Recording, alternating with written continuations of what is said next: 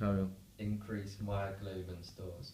Due to repeated exercise, the body will increase its stores of myoglobin. Myoglobin is used to store oxygen in the muscles.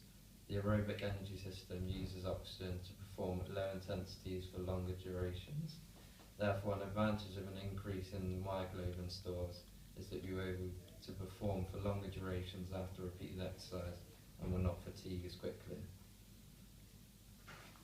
Increase in mitochondria. Similar to the myoglobin stores, increase in mitochondria will benefit the player because they will have better aerobic endurance, because there will be more energy available to use.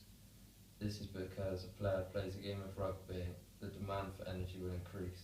Therefore, mitochondria levels also increase to meet the demands of exercise.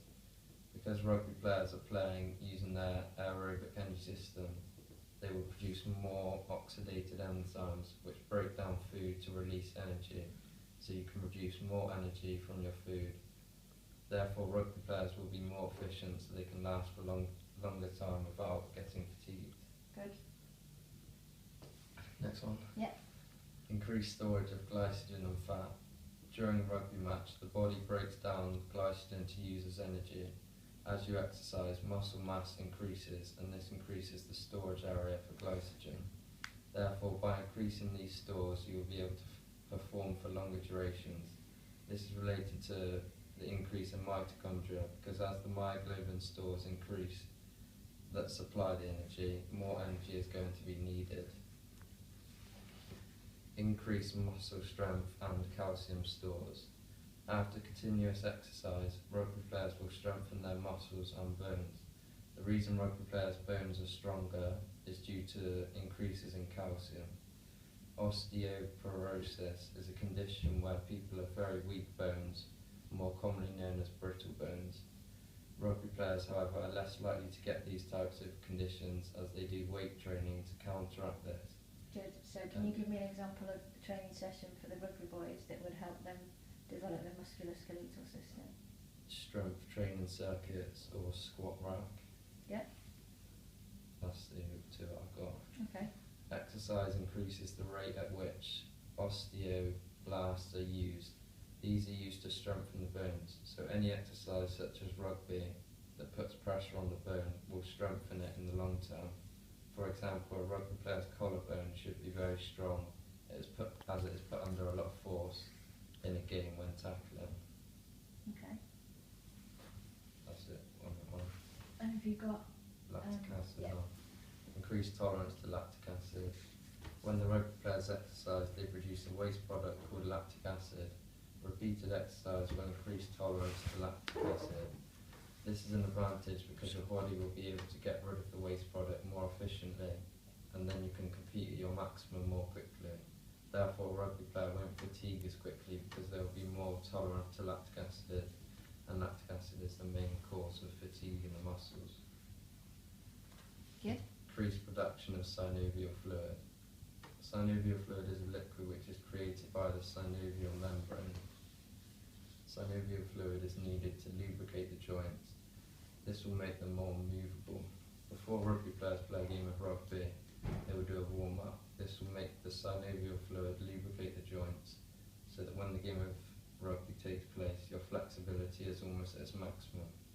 Ligaments are stretchy bands of tissue that hold together bones and keep them stable. Ligaments control the range of movement a joint can have. There are also synovial joints, which is where there is synovial fluid around the joint. Examples of synovial joints are the elbow, knee, shoulder and hip joints. Hyaline cartilage now. Hyaline cartilage is the cartilage that covers the ends of the bones. This is the most common type of cartilage found in the body.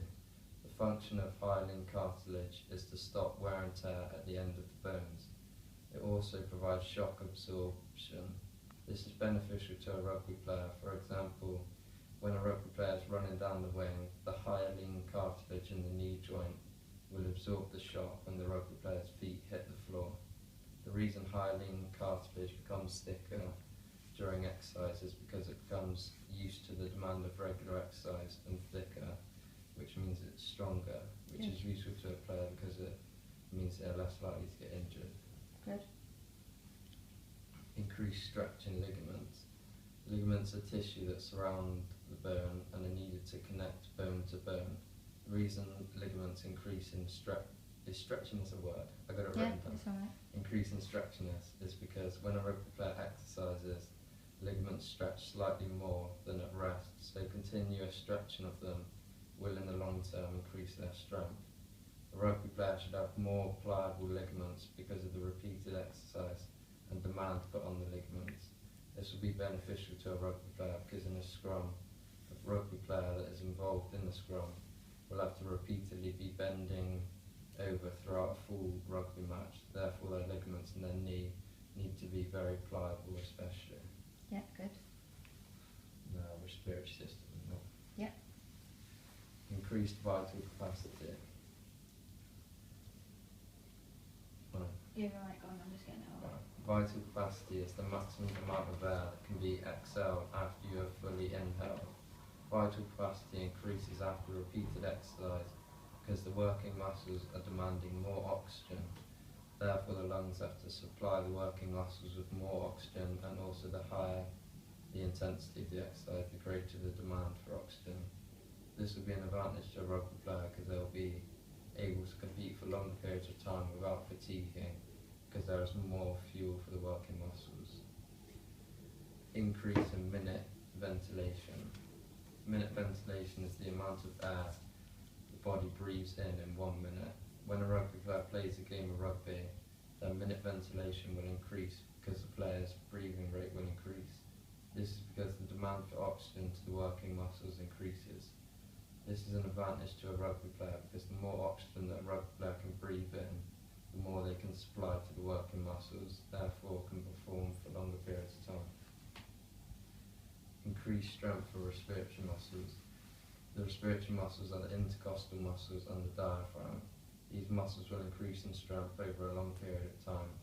This will benefit a rugby player because they will be able to breathe in more air over a longer period of time. This means that the player can breathe in more oxygen to provide to the working muscles so they can work for longer, and also this is beneficial to a rugby player because they can breathe out more oxygen, so more carbon dioxide, so they will not fatigue as quickly. Increase in oxygen diffusion rate. Oxygen diffusion is when oxygen moves from the capillaries to the muscles, and is also when carbon dioxide moves from cells to the blood. Oxygen diffusion increases after